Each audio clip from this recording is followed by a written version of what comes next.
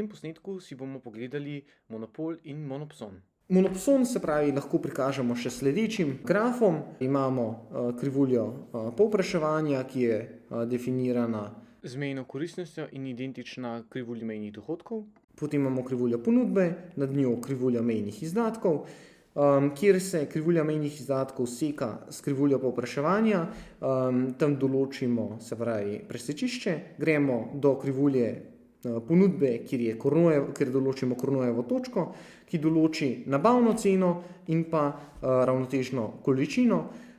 Razlika med nabavno ceno in pa to, se pravi, ceno, po kateri bo potem ta naš monopsonist prodajal. Ta razlika krat količina pa je njegov dobiček. Pogoji v bistvu za monopson so torej, da je mejni čisti dohodek enak nič, čisti dobiček je maksimalen in pa MI, se pravi, mejni izdatki so enaki prodajni ceni, se pravi, mejni dohodek je enak mejnemu izdatku.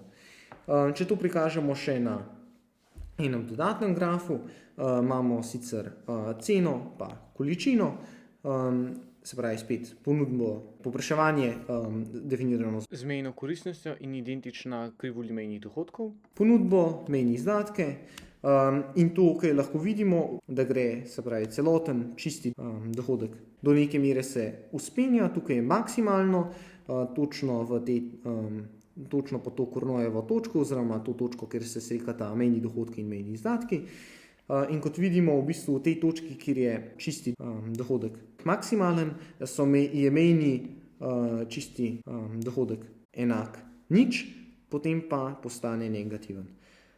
To je logično, saj je v bistvu MDČ enak v bistvu odvodu čistega Dohodka. monopson. V njem imamo definirane skupne izdatke, SI, to so izdatki za nabavo določene količine proizvodov, povprečne izdatke, ki je povprečni izdatek na enoto nabavljene količine, in pa mejni izdatek, ki je izdatek potreben za nabavo dodatne količine.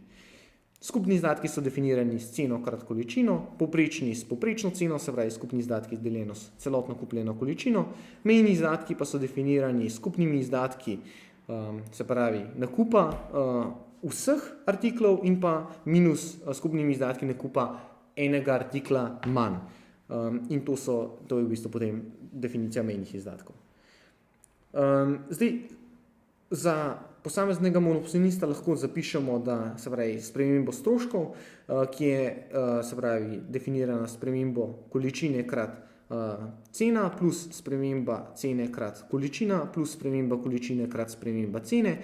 To je tako majhen del, da ga lahko zanemarimo in zato definiramo, da so mejni Izdatki. enaki sprememba stroškov, uljevljena sprememba količine, pri čemer se pravi vse pokrajša in ugotovimo, veliko stvari pokrajša in ugotovimo, da je, se pravi, mejni izdatki definirani z ceno plus sprememba cene, sprememba količine krat količina. Zdaj, ugotovili boste, da gre tukaj v bistvu za elastičnost, se pravi, če izpostavimo ceno iz tega izraza. V čisti konkurenci, se pravi, je elastičnost ponudbe povsem elastična, se pravi, in so mejni stroški enaki ceni. V monopsonu pa je elastičnost večja od nič, vendar ne neskončna, kar pomeni, da so mejni izdatki večji od cene, zato se jih je tudi na grafu prikazalo nad krivuljo ponudbe.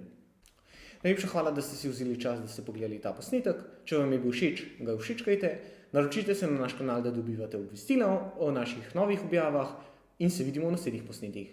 Hvala in nasvidenje.